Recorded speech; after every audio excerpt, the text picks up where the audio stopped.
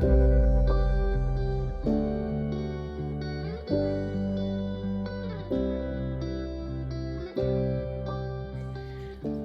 to Character Explorations, a podcast production of the Wendt Center for Character Education at the University of Dubuque. I'm Annalee Ward, the director of the Wendt Center, and our guest today is Dr. Roger Ebertz, professor of philosophy and religion at the University of Dubuque. He is the author of the article, Courageous Compassion in a Time of Terror. This article is available online at dbq.edu/WENDT publications. Welcome, Roger. Thank you.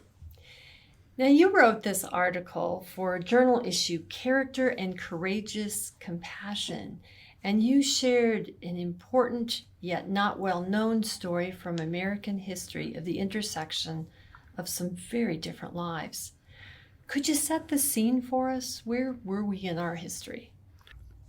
At the time of the stories of these people that I'm writing about, at the very beginning of the story, World War II was in progress, but the United States had not entered the war. But on December 7th, 1941, it was a day of infamy, as the president said. And Japan bombed Pearl Harbor, U.S. territory. And all of a sudden, people in the United States realized that this war could impact their lives directly, that the war could actually come to the United States. I mean, when you think about it, we in the United States have experienced very little war on our territory. And the thought of that is pretty scary. The stories that I tell about two people. One is at the beginning of the story, a boy by the name of Herbert Inouye. And Herbert Inouye was a second-generation Japanese American. That is, his parents were immigrants to the United States, and he was born in the United States. So that would make him a citizen of the United States, but not his parents. And by the way, the first-generation Japanese Americans were in a kind of strange situation. Okay, you might say, well, they're not U.S. citizens. And that's true. But they were legally unable to become citizens. There were laws on the books that said that Asians could not become citizens of the United States. Not that there weren't any already, but no more could become citizens of the United States. And there were also laws that were trying to maintain the balance of races so that it didn't change. Because if it did, then we'd undermine the kind of like the tradition of America or something like that. They had ways of talking about it. So that's going on. So on the day that Japan bombed Pearl Harbor, Herb was at a movie theater with his friends. And when they came out, they knew that something was different. And he went home and he found out what had happened. And his family talked, and his parents basically said, well, we'll just go on in our normal life as if nothing, we can't really react one way or another. We can't do that. So he tries that, but he goes to school, and that didn't work because his peers, who were his friends the day before, began to make fun of him and tease him, and even there was physical violence sometimes. I don't know about him particularly, but it was a very tough time for anybody that was Japanese ancestry. In fact, there were things that were put out that were designed to help people distinguish between Chinese and Japanese, so that they could persecute the right people. I mean, that's my way of thinking about it. What kinds of things would be out there? They would be like pamphlets or something, or newspaper things that would say the eyes are slightly different or whatever. And there were also buttons. I read a story about a school child who had a button that said, "I'm Korean." I don't even know if that person was Korean, but the point was it was a very bad time to be a Japanese American. So that's where the story really begins. Well, fear motivates people in terrible ways. You've already alluded to that. But how did that community response then affect Herbert's family? What did they do? They are among a minority of Japanese Americans. There was a period of time after World War II that Japanese Americans on the West Coast, all up and down the West Coast, California, Oregon, Washington, and for that matter into Canada and Mexico, but anyway, were encouraged to leave the West Coast. And they could do that voluntarily. They were told they could do that voluntarily. And Herb's brother had a friend who was like in the sheriff's department or something, and warned Herb's brother that there was going to be a roundup or there was going to be more action, and it would be better if they got out of there. So they got out of there. And they had contacts in Colorado. I think it was family. And they decided to go to Colorado.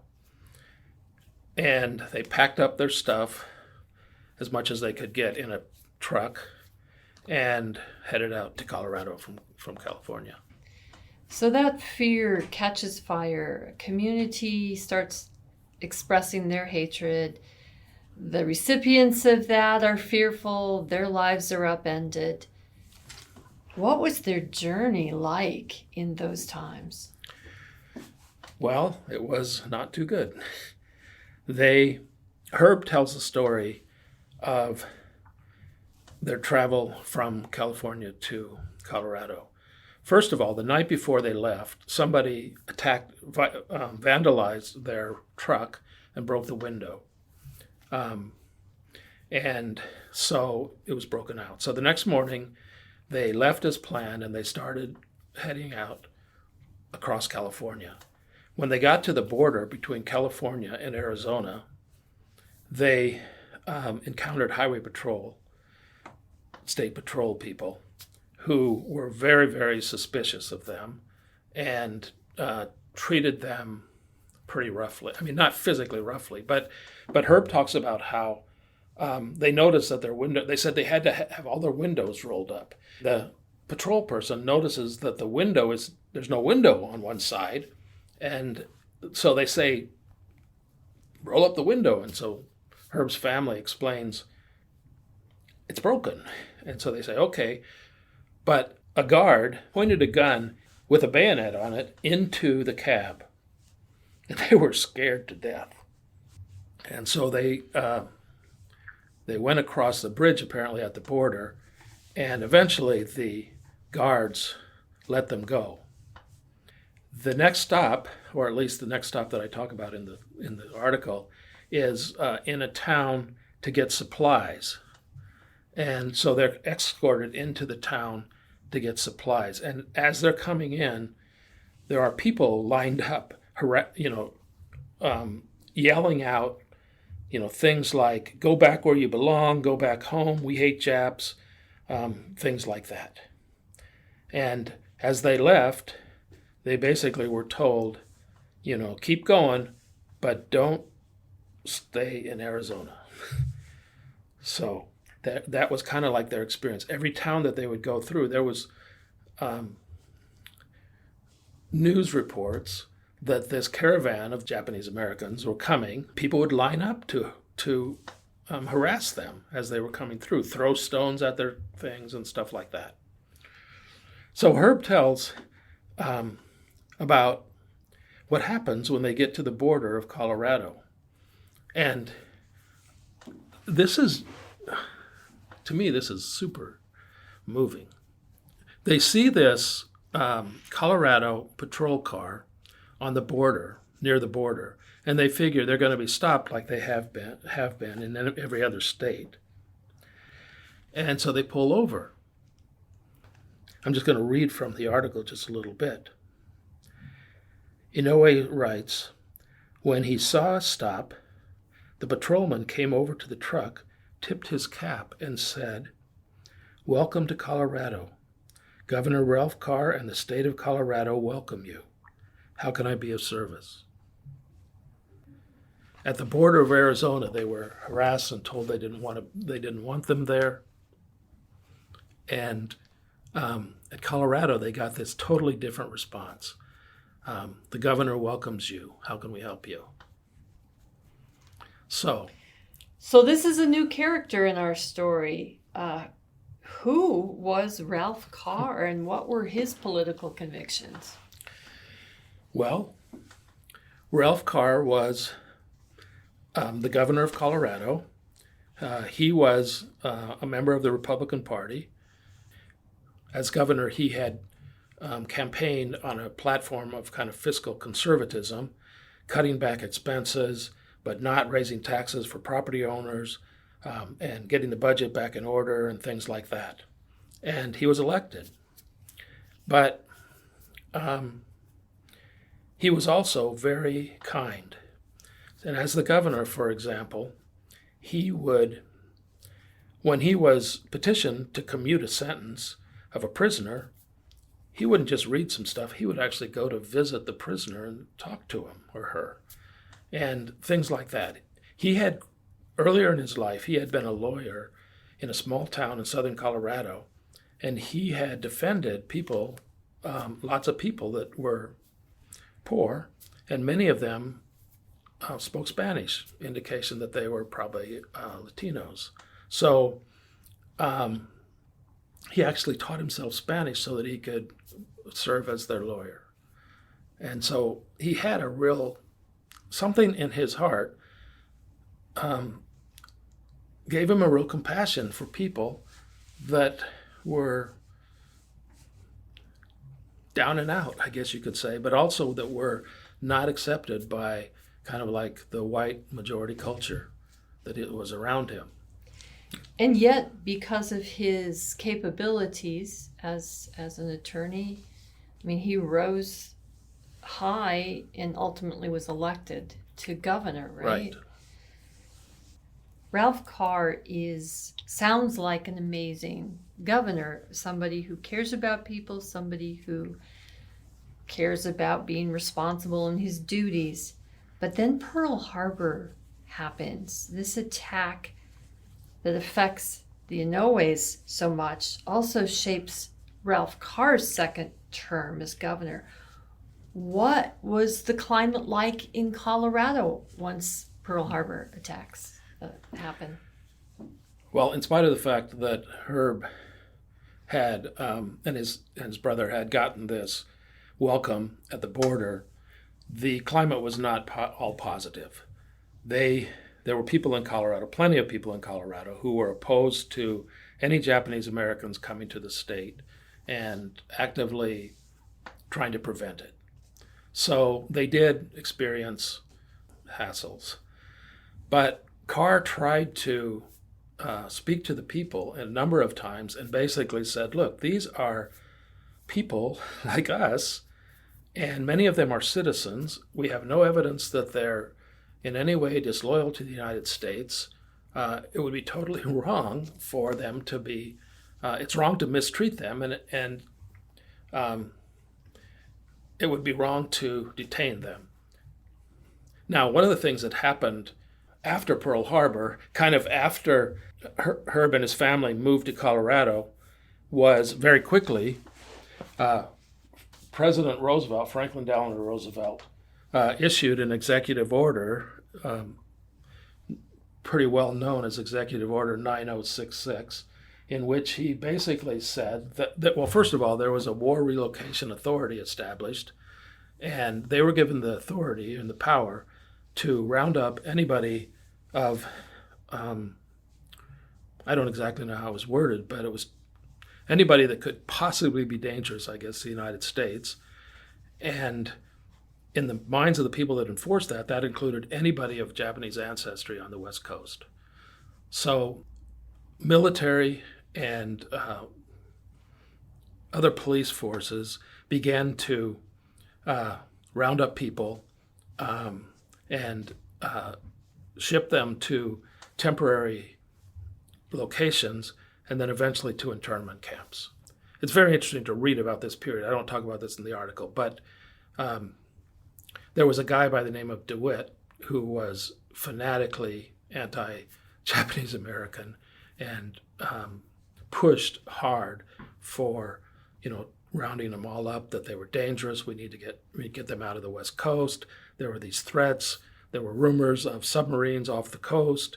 And the idea was that they were, the Japanese Americans on the West Coast were plotting internally to do things that would undermine the United States and so forth. And there was even an idea that there's propaganda that what they did was they made a map and they showed where all the military camps were at, and then they showed where the Japanese Americans were living. And they tried to show that there was a correlation between where they were living and where the camps were, and that showed that they were plotting to overcome the United States and so forth. Interestingly, J. Edgar Hoover opposed the internment, but he opposed it because he thought the FBI could figure out who the problem people were and arrest them without arresting everybody. But the influence Roosevelt pushed in the direction of the camps, so they established the camp. So did they build camps in Colorado then? They built one in Colorado, but I think there were 7 camps on the what you might call the inland of the United States. The farthest in was in Arkansas. But anyway, there are quite a few camps, but one of them was in Colorado. That's an interesting thing. You might think that Governor Carr would not let that happen, but he was in a tight spot. I mean, he wanted to be obedient to the powers that be in America, but he really didn't think that the Japanese Americans should be put into camps. So it seems like, as I read the stories about it, he basically said, okay, we'll build a camp. You can build a camp here, but I want to make sure those people are treated right. Now, he didn't have a lot of control, but he wanted them to be treated with respect. So it's a tough situation for him. So this camp is built, Mache? Yeah. And the Inouye family has already moved to Colorado. Are they moved into the camp? No. They're basically allowed to continue their life. But when they came to Colorado, they basically took over an abandoned farm. I don't know, I think they were leasing it. And it was like kind of swampy, so it was very difficult to farm, but they made a go of it. And they were doing okay, but they were harassed. Some of the people in the neighborhood, whenever there was some kind of thing that happened, the Japanese against America overseas, the people around there would come and cut their phone lines and other things like that. One time, the landlord got a report that the people were coming to threaten the lives of the Inouye family, so the landlord came over with a shotgun to get rid of the people. He must have been at least supportive, and so forth. So they were not in the camps, but they were not beyond the, difficulties. Okay.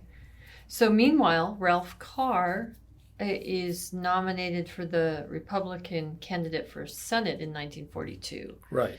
What happens to him, and is this whole, his attitude toward the Japanese a good thing for him? No. He was nominated to be the Republican candidate. The Democratic candidate was a guy by the name of Johnson, who had been the governor before him of Colorado. And so it kind of turns things on. If you have stereotypes about the parties, it kind of turns things on their head.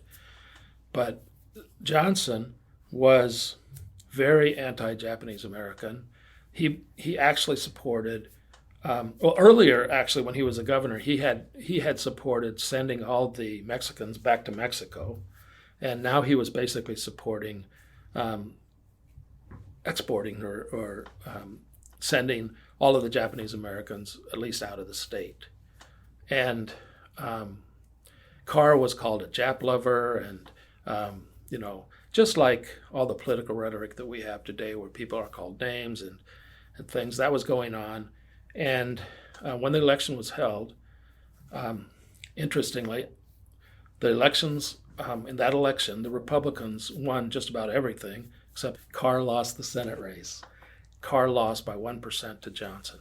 When they analyzed it, many people think that it was his stance on the Japanese Americans that lost him the race.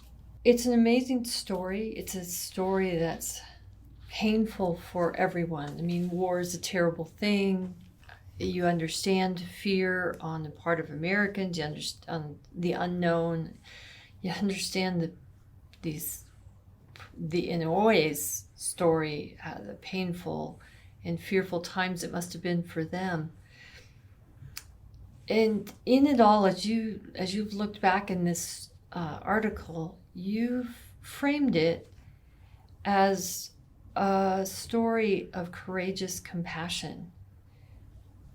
Talk to me. What do you mean by that? What does compassion on the part of Ralph Carr look like, or courage?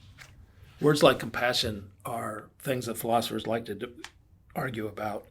But just as a working definition in the article, I say compassion is pain or distress a person feels in identification with the pain or distress of another, either an individual or a group, which inclines the one who feels it to respond with help.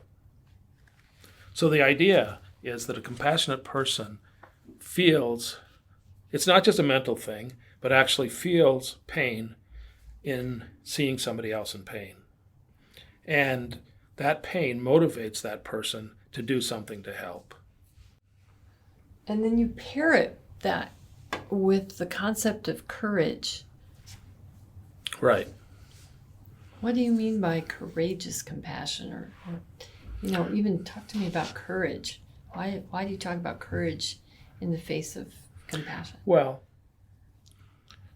I mean, you can imagine somebody that sees somebody suffering and feels pain with them and does something to help that is not in any way dangerous to them.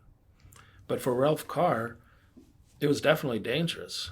Not only did he have there were political consequences, but his life was threatened. So there were like personal dangers that he faced.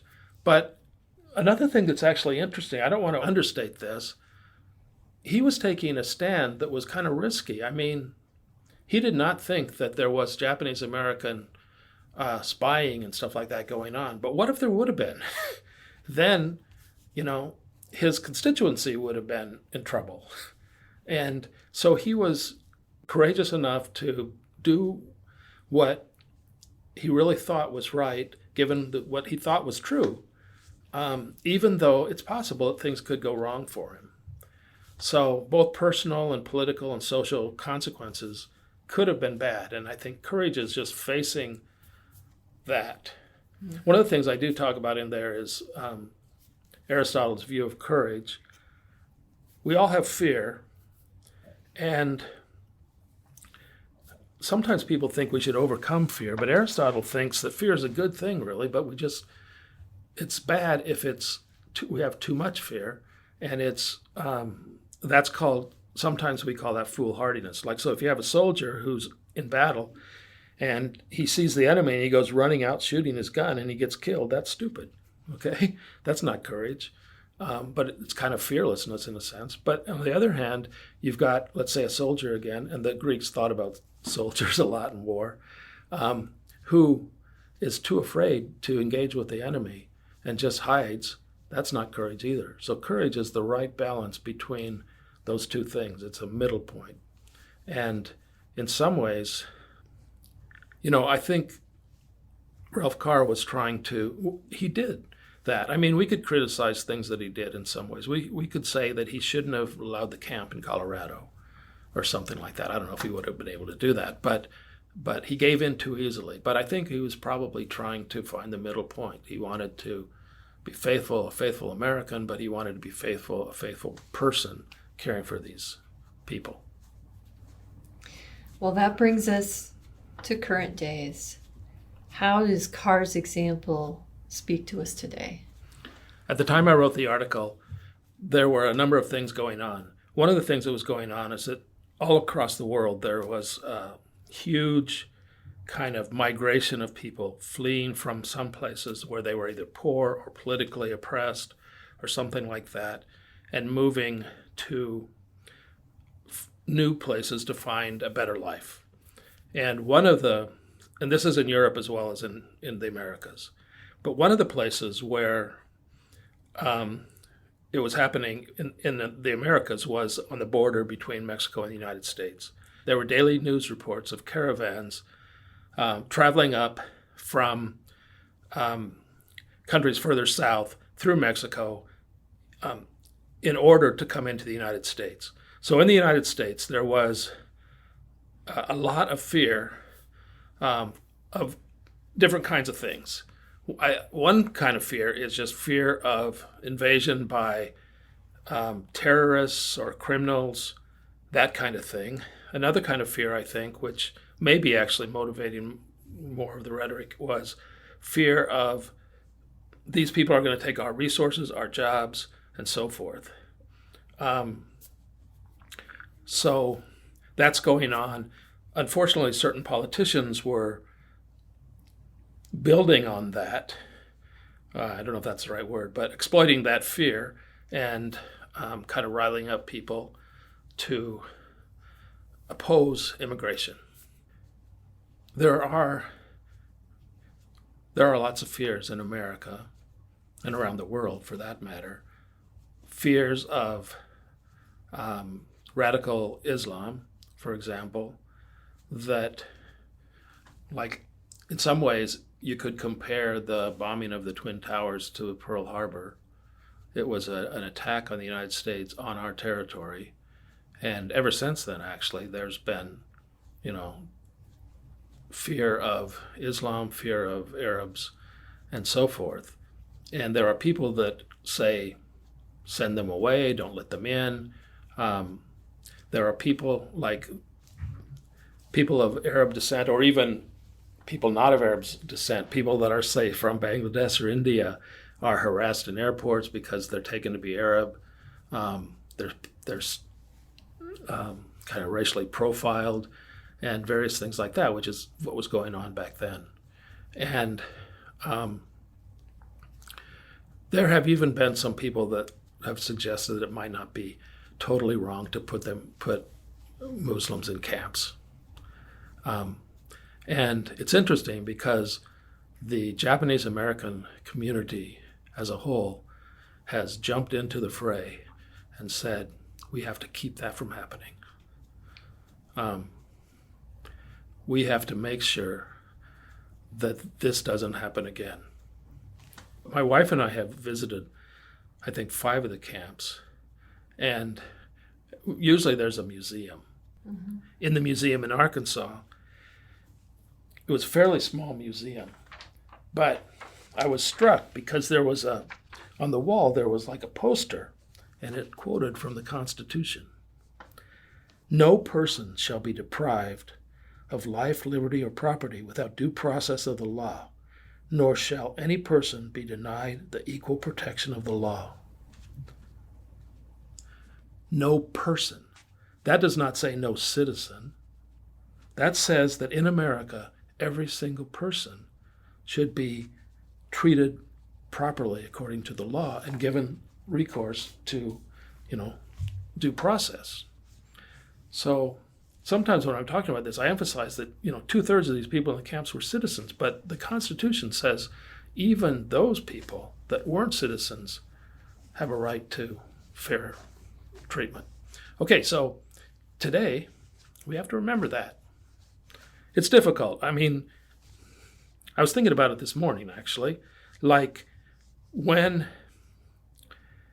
a person sneaks across the border, it's not like you can take this and say they can't be incarcerated or anything because they've broken the law, But on the other hand, there are people that talk about, for example, people that are in the United States, that sending them back. Okay, here's another really interesting parallel. Back in the 1940s, when this was going on, there were people that were saying, Send them back home. Well, my guess is that Herbert Inouye did not even speak Japanese. And there are people now that are saying, send these children of immigrants back home, or Mexicans, for example, back home. And these people don't even speak Spanish. All they know is America. So we need to have compassion and understand these people's situation. These are complicated issues, but to ignore the humanity of all the people involved is wrong. And so I thank you for challenging us to really understand a variety of points of view. Any last words you'd like to add for us today? I think as Americans, we always like to think that we're the greatest country and that the world respects us, but I think that we've lost a lot of the respect. And I think at the very end of the article, I say that if we're going to regain the respect of the United States in the world, it's not going to be by militaristic bravado or building walls and excluding other people or being kind of a bully country. It is by becoming people who are courageously compassionate. I don't know exactly what that means for a national policy, but we can think about that and we can work it out and try to figure it out. How can we be a country that is sensitive to migrants, the oppressed, people who are facing dangers of various sorts, and respond with compassion? Roger, thank you for sharing this example with us today. These stories of the Inouye family and Governor Ralph Carr challenge us to stand with our strong convictions that value the dignity of all people and that lead with this courageous compassion. Our guest today has been Dr. Roger Ebertz, Professor of Philosophy and Religion, and I'm Annalee Ward for Character Explorations from the Wendt Center for Character Education at the University of Dubuque.